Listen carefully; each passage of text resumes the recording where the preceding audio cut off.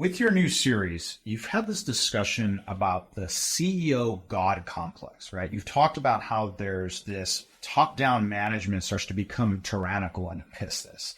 Okay. Help us understand that dynamic. And do you believe that this is really common still in the contact center space? And do you see something you're moving towards, maybe something more authentic? I think people are people, and they've been the same. I study history, and today I've been reading about the Roman Empire and looking at Caesar and how Caesar started and what he became.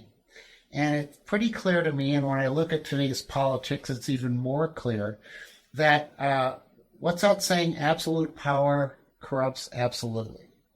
And I believe it. I think it's evident. The human nature hasn't changed a bit since before Christ, and it's the same today. We change in what we want and how we get it.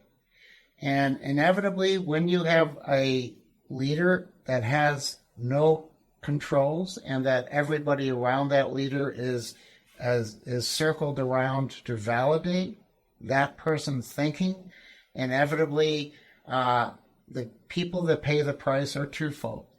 The customer, because they only get what one person wants them to get.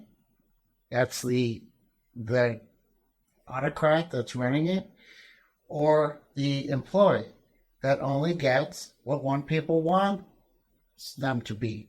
And that's all they get. And I don't see any good outcomes that come from that. I think Steve Jobs was a tyrant. And the benefit of it was he got something into production. And the smart move was when the board got rid of him.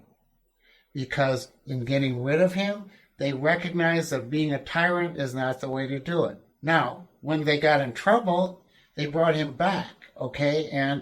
But when he came back, he didn't have the same control over the company. He was the creator of products, and that was different. Okay, so they found a way to contain him.